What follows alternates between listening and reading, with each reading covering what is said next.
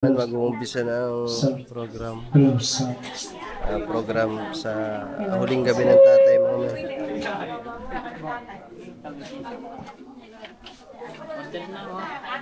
Wala pa nga pati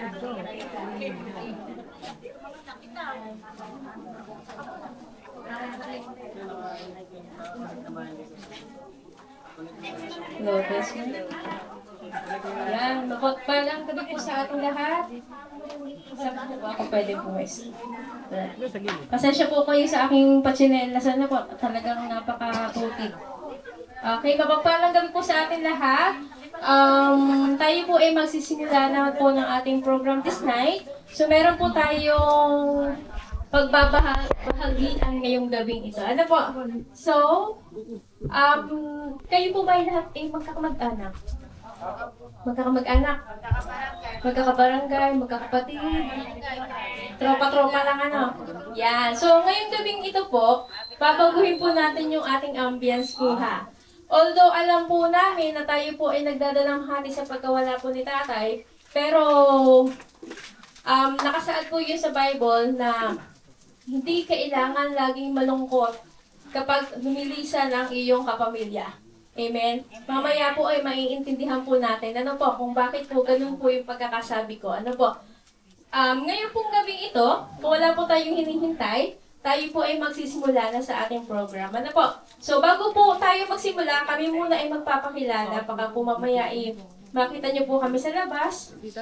At least ma-recognize niyo po kami. Ano po? Kahit po mga nakasinelas kami. Ano po? So, ako po si Jennifer Mendoza, Funeral Service Manager po ng FBAS. So, ang FBAS po stands for Financial Blessings and Support Association ILC and Funerary Batangas Allied Services Corporation. Magkaiba po yun. Ano po? Although pareho po siyang FBAS, magkaiba siya ng department. Ano po? Ngayon, yan. Yun naka-flash. So, dalawa siyang sister company po siya. FBAS para po sa mga member ni FBAS. And then, kapag po yung member ni FBAS ay kinuha ng Lord, kami po yung nagre-render po ng service. Ano po? Yung Funerario Batangas Allied Services Corporation. And then, kasama ko po yung aking mga hindi napapagod na mga kasama sa tropa. Hindi ba kayo napapagod? Sobrang pagod na daw. Ano po? Pero tawag ng trabaho, kailangan po namin. Ano po? Okay. So, ngayon pong gabi ito, on behalf of FBAS family, nais pong ipaabot ng buong pamunuan ng buong pamunuan ang aming pakikiramay sa naiwan po ni Tatay Cosme Damian Falses. Ano po? O mas kilala sa tawag na Tatay Cosme. Yan, Tatay Cosme. Ano po? So, alam po namin na hindi po ganun kadali, ano po, namuwalan po ng kapamilya. Especially po doon sa asawa na naiwan, sa mga anak po na naiwan po ni tatay. Ano po? Pero, ang magandang balita naman po doon, na although hindi na po natin siya kasama physically po dito sa mundo, pero ang magandang balita doon, kasama na po siya ng ating Panginoon. Amen? Amen. Meron po akong favorite verse sa Bible. Kung kayo po ay familiar sa mga verses sa Bible. Ano po?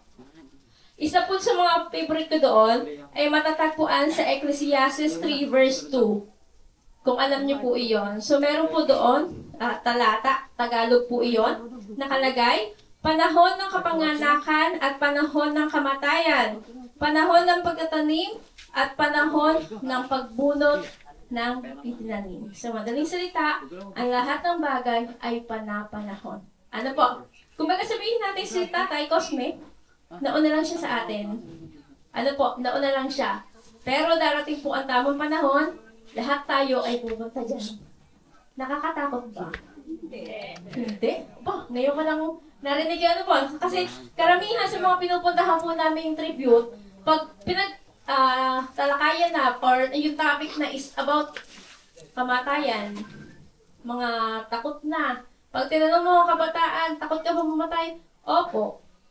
Ano po? Pero nakasaad sa Bible, matalino ang isang taong nagkahanda ng kanyang kamatayan. Very good. Tama po yan. Ano po? Hindi lang puro kasayahan dapat ang pinaghahandaan ng tao. Pati ang kamatayan. Ano po? Kasi mas masarap sa pakiramdam na kapag po tayo humarap sa Panginoon, handa tayo. Amen? Mas mahirap yung Ay, wait lang. May napansin po ako. Parang ngayon lang ako nakapunta ng tribute nang walang nagsusugal. Seryoso po? Ayun, very good. Kasi yung last po na pinuntahan namin, ang daming tao. Actually po, ang dami niyang tao. Ano po? Pero, dumami lang siya kasi may mga nagsusugal. Yun yung una ko napansin. Napaka-saya naman. Payapa. Alam niyo yung ambience na although sabihin natin gabi na, pero payapa ang lugar pong ito. Ano ba? Okay. So ngayon po, kagaya po ng nabanggit ko po kanina, ang ating pong programa ay nahati sa dalawang bahagi. Ano po? Yung first part, yung pong pagbigay po muna natin ng parangal sa ating Panginoon. Amen? So kung ikaw ay Katoliko, Iglesia ni Cristo, born again, protestante, kung ano pa man, ano po, welcome po kayo sa salita ng Panginoon. Amen? Wala po tayong pinipili. Ano po? Kasi ang salita ng Panginoon ay para sa lahat. Amen. Yan. So dahil po ang pagkakasabi ko ay para sa Panginoon, pwede po ba ma-invite yung bawat isa na tumayo muna tayo? Yan. So mas masarap po kasi na bago po tayo magsimula, simulan po natin yung ating program with a prayer. Ano po? Isang panalangin. Ako po muna ay mananalangin. Panginoon, marami po salamat sa gabing ito, Panginoon. Lord, naniniwala kami, Panginoon, na itong gabing ito ay nakatakda, hindi po ito isang aksidente, Panginoon. Kami po ay magkakasama, nagkakatipon-tipon, Panginoon, upang usapan po namin kayo, Panginoon, upang maibahagi po namin yung mga word, Panginoon, yung salita na dapat nila marinig, Panginoon. Lord, alam po namin na hindi po ganun kadali para sa pamilya po ni Tatay Damian. Cosme Damian, Panginoon, yung pagkawala niya, Lord God, pero alam po namin sa mga pagkakataong ito, sa oras na ito, kasama po ninyo siya, Panginoon. Kami po ay inyong alawin, Panginoon. Bigyan niyo po kami ng kaginawahan ng pakiramdam, Panginoon, para bago matapos itong program na ito, lahat kami ay nakatanggap ng iyong salita. Lord, maraming po salamat. Dinadakila po namin kayo at pinapasalamatan sa pangalan ni Jesus. Amen at amen. Tayo po yung manatip nakatayo. Kung alam niyo po itong kantang ito, pwede po natin siyang ituring bilang isang personal pong kanta para sa atin. Ano po?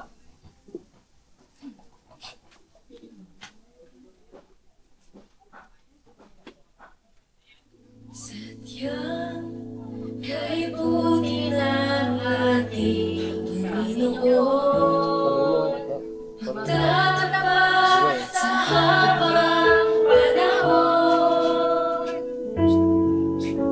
maging sa kabila ng ating pagkukulang, biyaya niya'y patuloy na laan.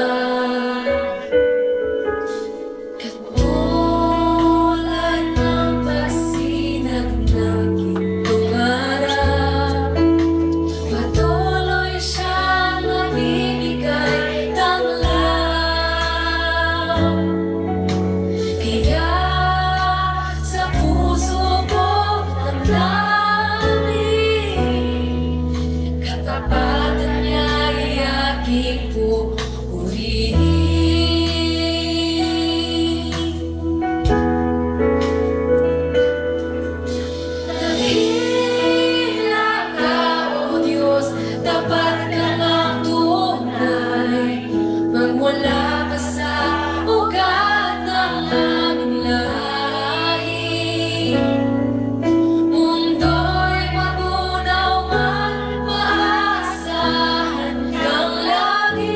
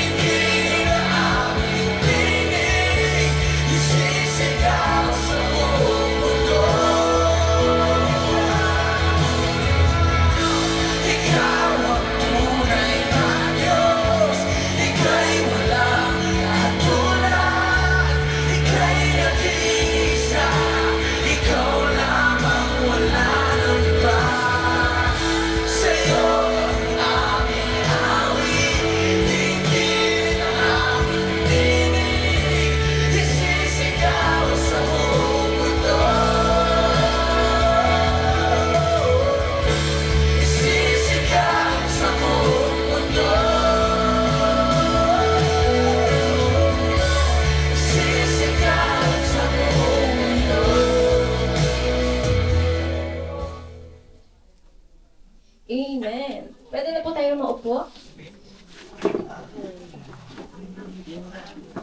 Ayan. Kayo po ba ay nasa komportabling mga upo? Pwede po ba ako maglakad-lakad? Iibahin po natin.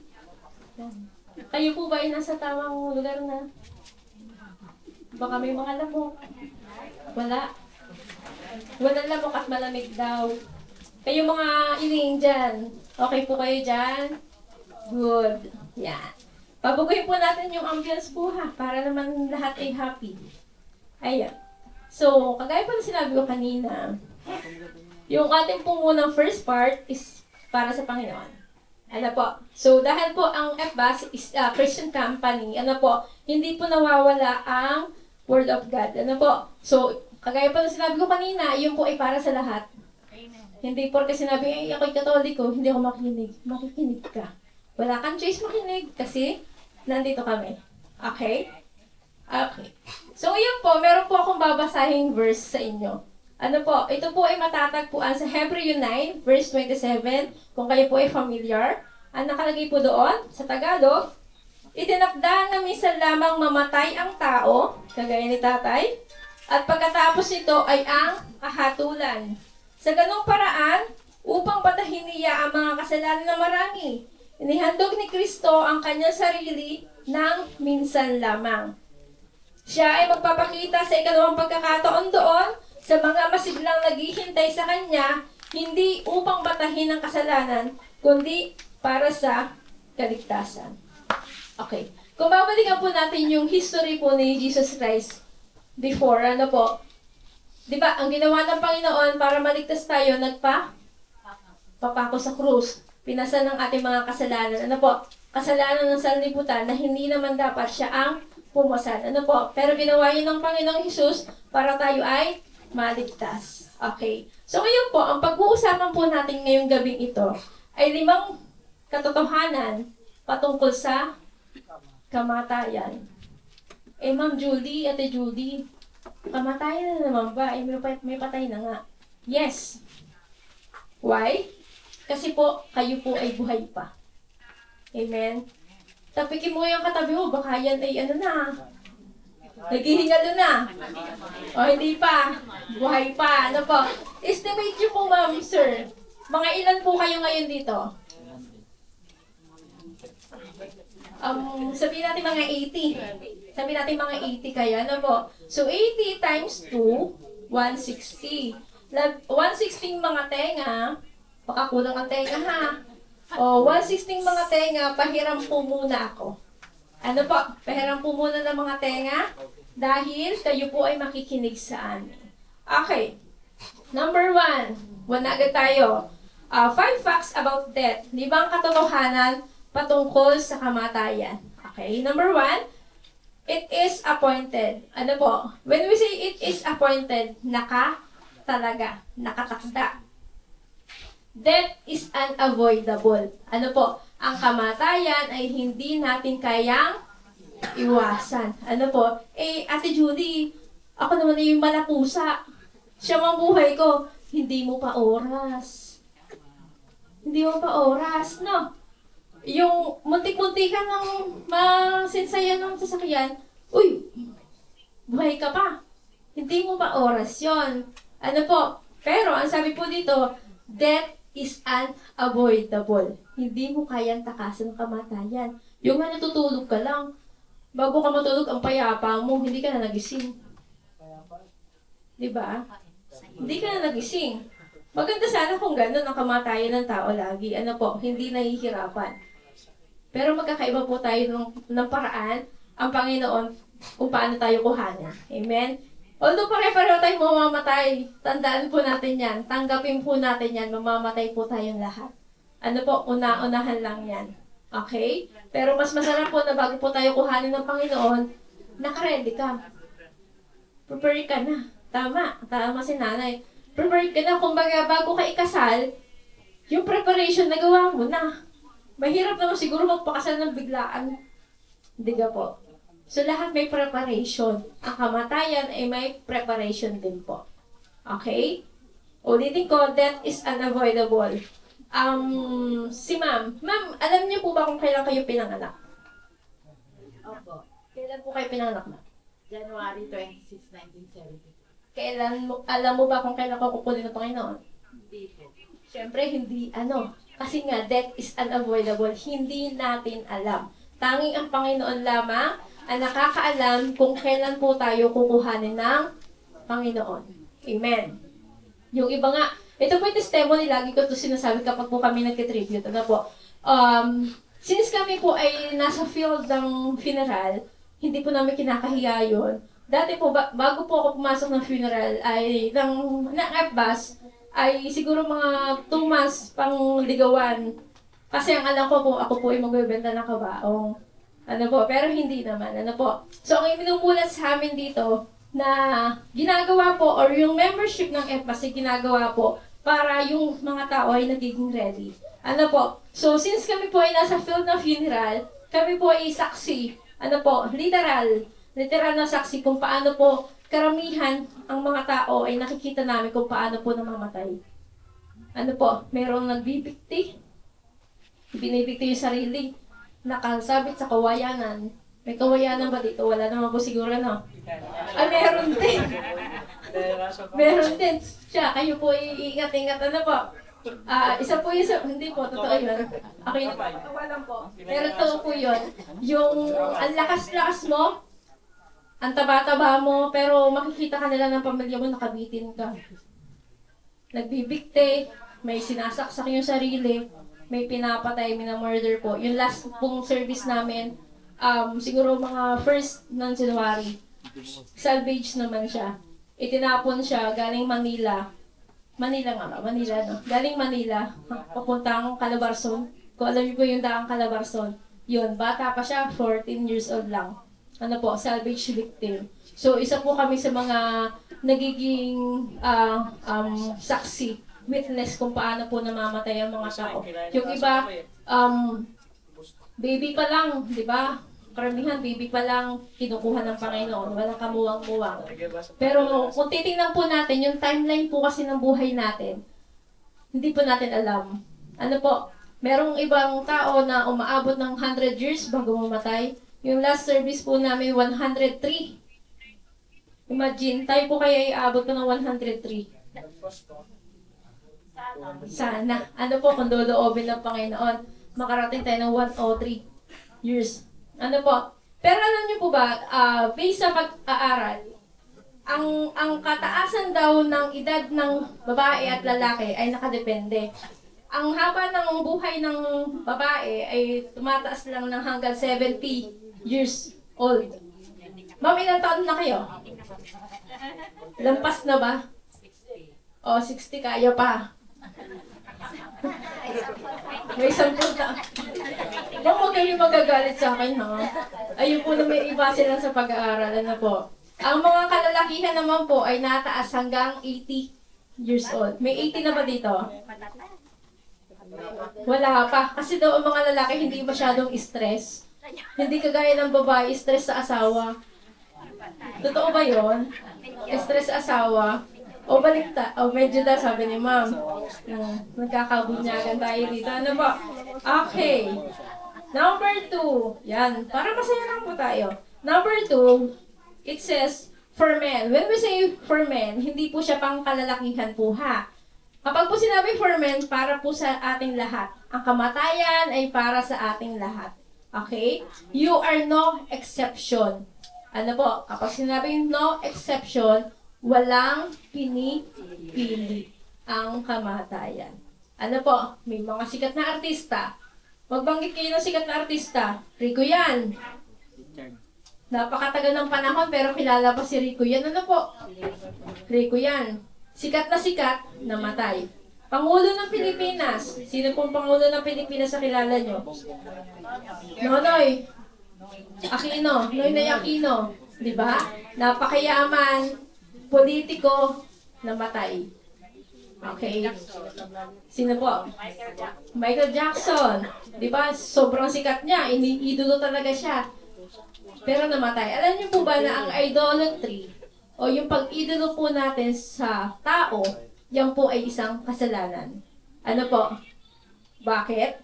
Sino ba dapat iniidolo natin? Di ba dapat ay si Jesus? Ano po? Okay lang na kayo humanga. Tayo humanga, ako'y nahanga. Pero wag mo namang iidolohin ng halos sambahin mo na. Mali po iyan. Ano po? Dahil ang sinasamba po dapat natin ay ang Panginoon. Amen. Ang image ng Panginoon ay kawangis mo. Kawangis natin. Okay? Ngayon, kahit gaano kakinis, kahit gaano kakaganda, kahit gaano kakagwapo, mamamatay ka rin. Gwapo. Ba't yan? Di ka gwapo. Totoo po yun, mga ma'am and sir. Ano po? Kahit gaano kagwapo, sino nung huling na balita na yung steward, sino ba yun yung sa aneurysm? Yung, kalimutan ko pangalan niya. Di ba ang ganda niya? Sino pa? Hindi po yung isa, yung bago lang siya, recent lang siya. Yung masyadong naglasing nung... Yan! Ayan, Christine, basta something ganyan. Di ba ang ganda niya? Ang kinis, ang talino, ang ganda ng kanyang posisyon, pero namatay. Hindi siya handa that time. Kasi anong ginawa niya bago siya namatay? Nag-inom. Di ba? Kaya bawal mag-inom at tutulog ng nahagok. Totoo po yun po ha. Bibigyan ko po kayo ng konting, sabihin natin lesson, konting pag-aaral. Ang isang taong humahagok habang natutulog, either babae o lalaki, ay may problema sa tiyan. Okay? Stomach problem po yon. Okay? Sabihin natin, pagod ako kaya ako humahagok, masarap ang tulog ko, hindi po. Kung babaybayin po natin yung science, ang taong humahagok habang natutulog ay may stomach problem. Tingnan niyo po yung mga biglang namamatay. Yung inatake sa puso. Pag-atake ng puso, mamaya hagok. Komplikasyon. Ano po? Baybayin niyo po, nasa science po yon. Okay. Sino ang hindi takot mamatay? Kanina sabi niyo, hindi ko takot. Hindi kayo takot? Very good.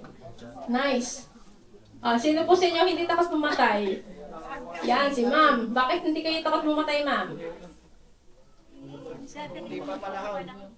Marami pang buhay pamilya. Tama po yun. Ano po? Gaya po na sinabi ko kanina sa Ecclesiastes, lahat po ng bagay ay panapanahon.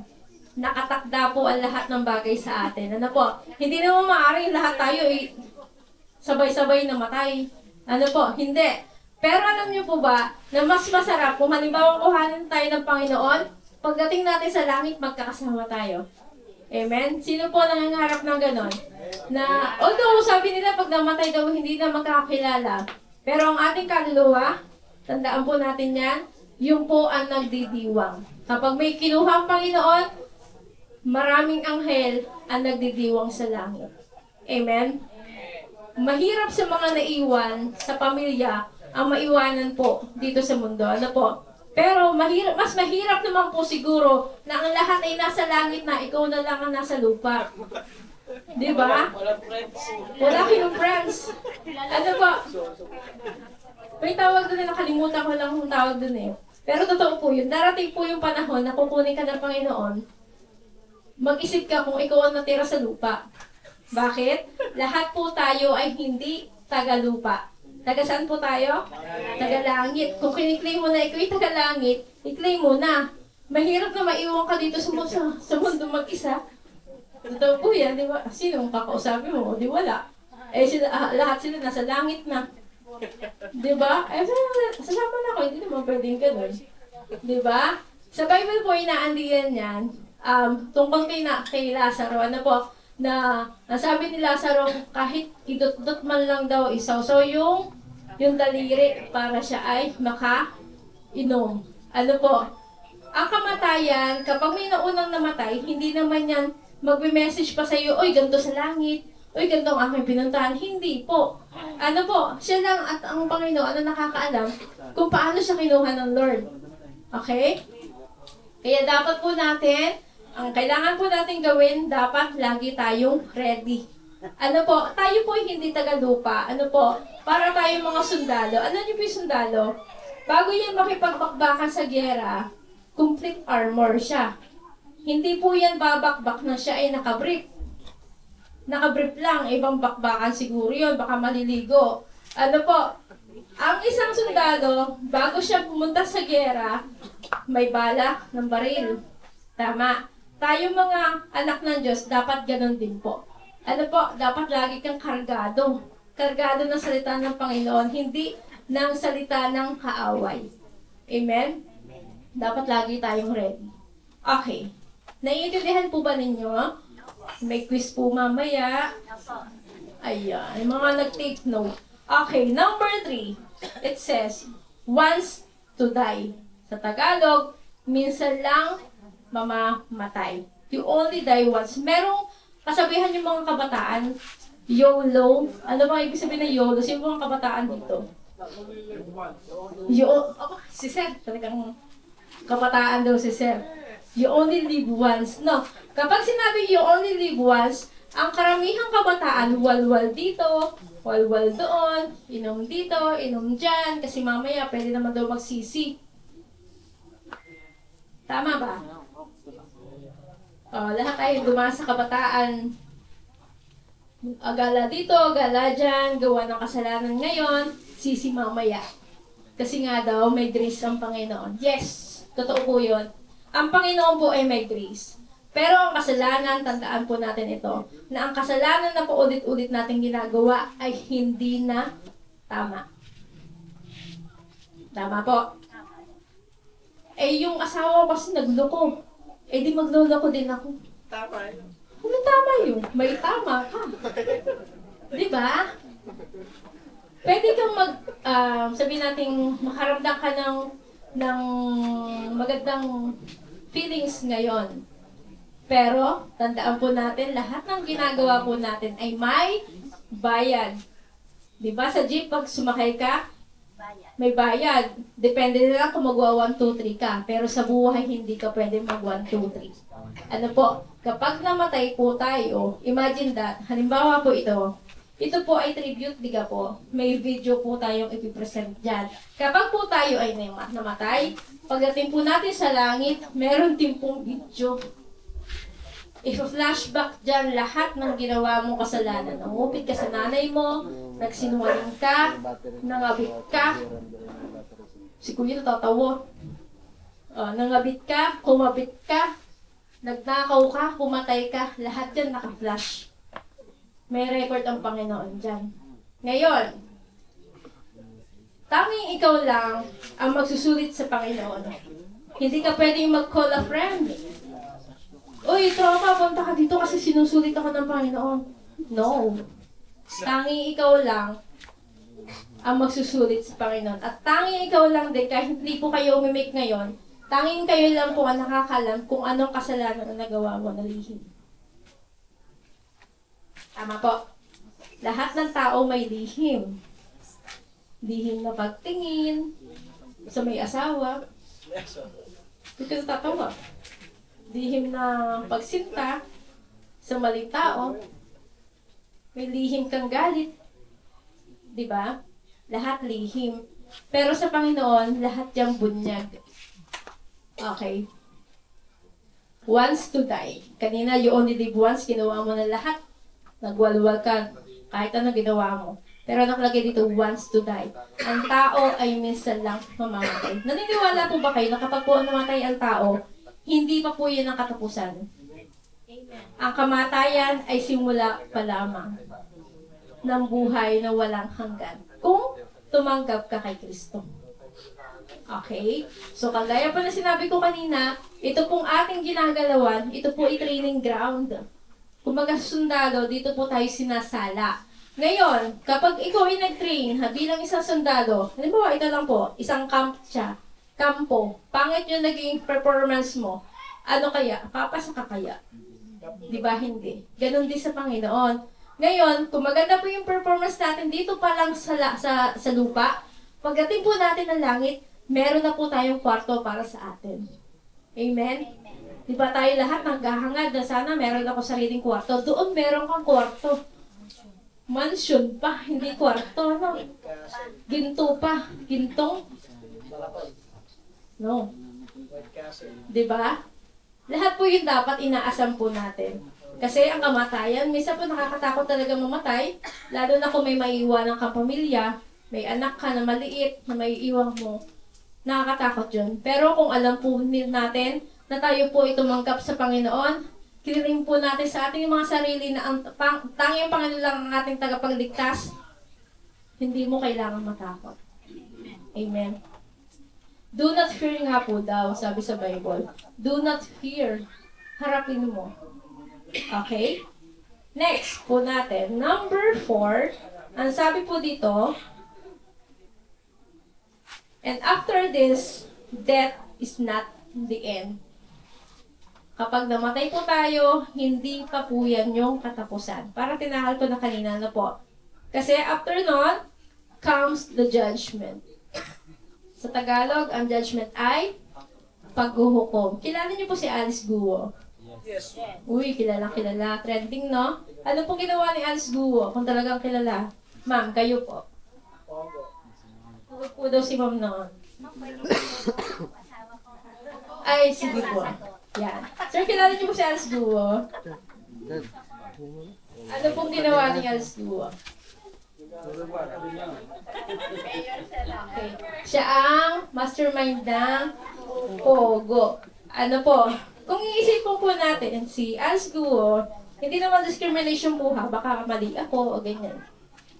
Babae, maganda, mayor, matalino, bata pa, parang kasing edad ko lang yata yun. Siya, patay ako na. Ayan, di ba, bata pa siya. Higit sa lahat, babae. Pero, nakagawa siya ng kasalanan. Ano po, bago siya nakulong, anong ginawa sa kanya? Hinatulan. Tama po. Doon po pumapasok yung example. Lahat ng ginawa po natin, sa kabila niyan, may judgment. May paghuhukom. Ano po, ikaw lang ang nakakaalam niyan. Ikaw lang ang haharap sa Panginoon. Ngayon, pagharap ko sa Panginoon, kung talaga nagsisisi po tayo, tatanggapin ng Panginoon ang ating pagsisisi. Pero, kagaya po na sinabi ko kanina, ang Lord ay may grace, may grasya, may habag ang Panginoon, pero ang kasalanang paulit-ulit, rotation lang, na rotation, ay hindi na healthy. Ano po, hindi na po siya maganda. Okay? So ngayon, sa kinatatayuan mo ngayon, sa kinauupuan mo ngayon, kung alam mo sa sarili mo na meron kang tagong galit, meron kang tagong lihim, tagong hinanakit sa iyong kapwa, tanggalin mo na yan. Amen? Ang buhay ay napakaiksi. Meron po kami service kanina, 37 years old lang po siya. Hindi mo mababakas sa kanyang mukha na siya ay may sakit sa puso. Ano po? And then, after few hours, tanghali, inatake sa puso. Meron po siyang baby, 3 months pa lang. Di ba? Ang tanging ginawa lang po niya, itunuro niya yung bata. Pagkaturo niya sa bata, niyakap niya. Pagkayakap, wala na po. Di ba? Ang iksi ng buhay. Imagine, 37 years old pa lang. Kinuha ng Panginoon. Ikaw, sino pong pinakamatanda dito? Huwag na mahiya. Magtaas ng kamay. 80 years old, di ba? Maging proud po tayo. Dati, di ba, pag tinatanong tayo, ilang taong ka na, bata pa ako eh. Hindi mo masabi ang edad mo. Pero ngayon po mga pagkakataon doon, dapat maging proud ka. Bakit? Kasi naabot mo yung edad mong yan. Diba? Merong iba, baby pa lang, pagkapanganak, patay na. Merong iba, talagang alagang-alaga sa sarili, mamamalaya mo, mamaya, nabangga. Pinatay. Diba? Kailangan po, ang buhay po natin ay ating pinapangalagaan. Amen. Iisa lang po ang buhay natin. Ano po? Hindi po siya isang mobile game. Sino po mahilig mo mag-mobile game dito? O, taas ang kami nag-i-scatter. Doon nag-i-scatter. Sinong mahilig mag-bingo? Maglaro ng mga ML. O, yan. Ang sabi nga po, ang taong umaamin ay pinapatawad. Okay? Diba, ang ML, kapag ikaw ay namatay, pwede ka mag-restart. Tama ba? Ay, mali ako. Ay, di Super Mario na lang. Ayun ang alam ko eh. Diba, Super Mario, kapag ikaw ay namatay, pwede ka mag-restart. Pero ang buhay mo, kapag ikaw ay namatay, hindi ka na pwedeng mabuhay. Tama po. Hindi po tayo isang mobile game na kapag po tayo inapagod, sige, napagod ka, pwede tayo magpahinga. Ano po? Pero pag namatay ka, tapos na po. Tapos ka na dito sa lupa. Panibagong yugto na ulit ng buhay mo sa kabilang buhay. Amen? Okay. So, tayo po'y tapos na. Mabilis lang naman po yan. Ano po? Ang pinakabuod po ng ating pinag-aralan o ng ating pinag-usapan this night is all about love. Pagmamahal. Ano po? Hindi kayo dadami ng ganyan ngayon kung hindi nyo mahal si Tatay Damian. Tama po? Tama. Hindi niya na ito naririnig. Wala nang pakiramdam si Tatay sa mga oras na to. Hindi niya na alam yung ating pinag-uusapan. Ano po, hindi niya na alam kung anong nangyayari. Ano po. Pero alam niyo po ba na ang nagpapalakas ng loob ng isang pamilyang naiwanan ay ang mga mensahe at pakikipag-dalamhati po natin. Amen? Mahirap po siguro magpulaw ng ikaw lang mag-isa. Ano po?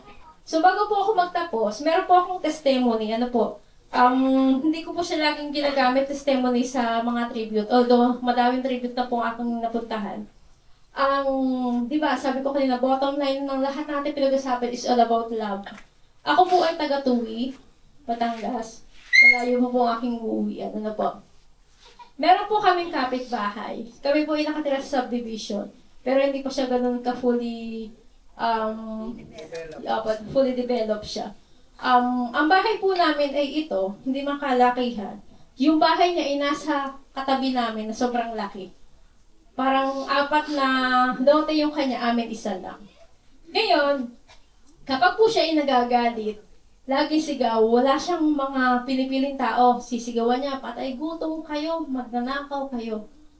Ganyan lagi ang kanyang sambit sa amin. Papakitaan ka ng pera, limpak-limpak kasi siya po ay dating sundalo. Dami niyang pera. Pero imagine niyo po, wala po siyang kasama sa bahay.